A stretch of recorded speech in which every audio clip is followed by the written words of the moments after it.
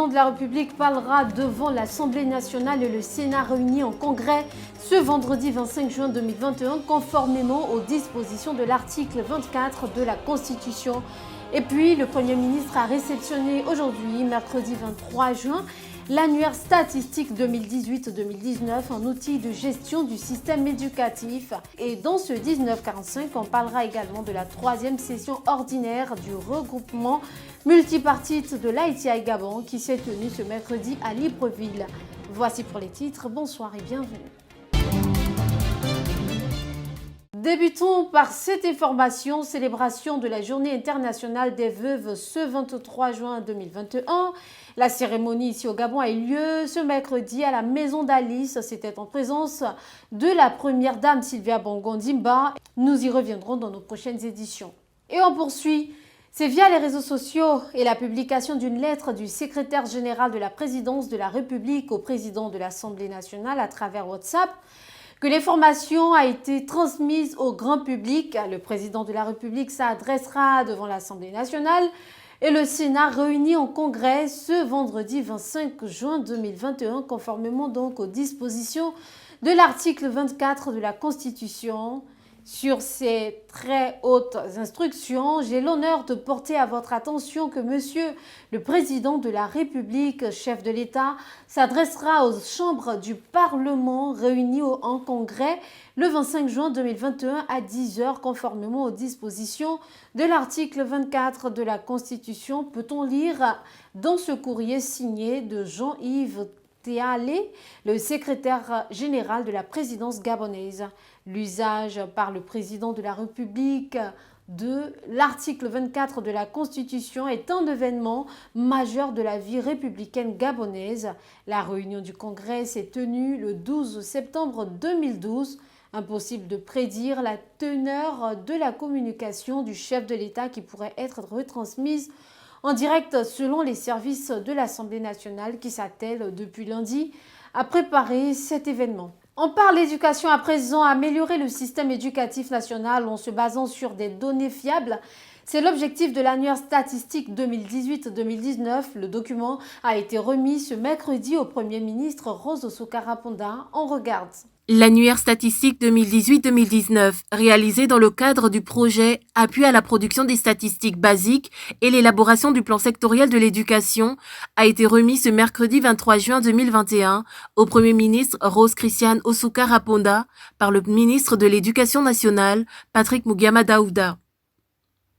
L'annuaire statistique, élaboré par le ministère de l'Éducation nationale et l'UNESCO, en partenariat avec l'UNICEF, l'UNFPA, la Banque mondiale et l'Agence française de développement, est un outil mis à la disposition du gouvernement afin d'optimiser la gestion du système éducatif national dans tout son ensemble. Alors, il y a deux choses. Il y a l'utilisation de ces données en temps réel pour la gestion du système éducatif, mais pris au sens large, puisque comme il a été rappelé, les données couvrent tous les secteurs de l'éducation nationale stricto sensu, mais aussi tout ce qui concerne le préscolaire et la formation professionnelle.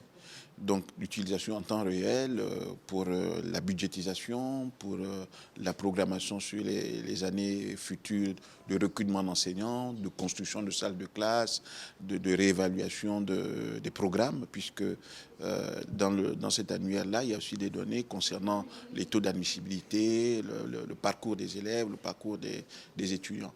Donc l'ensemble de données de l'offre éducative qui permettra de réagir, d'ajuster les programmes, de reformer les programmes, de construire les salles de classe, de recruter les enseignants. Bref, toute la politique éducative pourra dorénavant être menée avec ces éléments-là de prospective.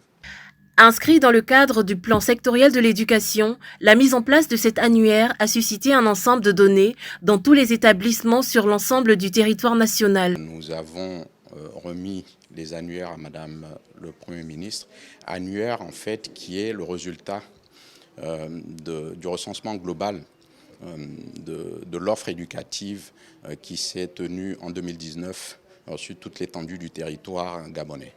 Et cet annuaire est composé d'un annuaire synthèse et de 6 annuaires sous-sectoriels qui couvrent tout le sous-secteur éducatif gabonais allant du pré-primaire, préscolaire jusqu'à l'enseignement supérieur. Il contient également des données sur les crèches et les garderies. Une analyse sectorielle des données recueillies dans l'annuaire sera menée afin d'élaborer le plan sectoriel de l'éducation du Gabon. Le but étant de permettre au pays de répondre plus efficacement aux besoins d'information indispensables pour connaître et relever les défis inhérents à l'atteinte des objectifs de l'agenda éducation 2023. Et pour terminer, les parties prenantes du groupe multipartite de l'initiative pour la transparence dans les industries extractives du Gabon s'est réunie ce mercredi en vue de finaliser le dossier de réintégration du Gabon à l'ITI. Freddy Moussonda, notre reporter, y était. On regarde. Malgré le ciel gris dû à la pluie qui s'est abattu sur la capitale gabonaise, les différentes parties prenantes du groupe multipartite de l'initiative pour la transparence dans les industries extractives au Gabon prennent part depuis ce 23 juin 2021 dans le nord du Grand Libreville à une session ordinaire convoquée par la présidente du groupe, Léontine Tania Oyomi épouse Bibé, laquelle s'achèvera le 25 juin prochain. Ce sera l'opportunité pour chaque collège de pouvoir s'exprimer, de confirmer la participation pleine et effective qui est attendue de la part d'Oslo et de pouvoir contribuer de manière significative à la finalisation du plan de travail et à tous les éléments qui seront glissés dans le dossier de candidature afin de permettre au Gabon de pouvoir repartir vers l'initiative pour la transparence dans les industries extractives. Le collège administratif et le collège public n'entendent ménager aucun effort pour l'aboutissement de ce vaste chantier.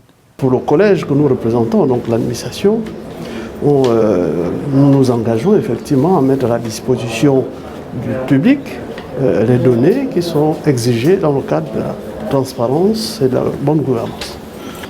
Alors les opérateurs du secteur public sont sont clairement des parties prenantes dans ce processus. Donc on va travailler avec les autres organismes associés dans l'initiative pour communiquer des informations, pour apporter notre expertise afin de promouvoir la transparence dans ce secteur clé dans l'économie nationale.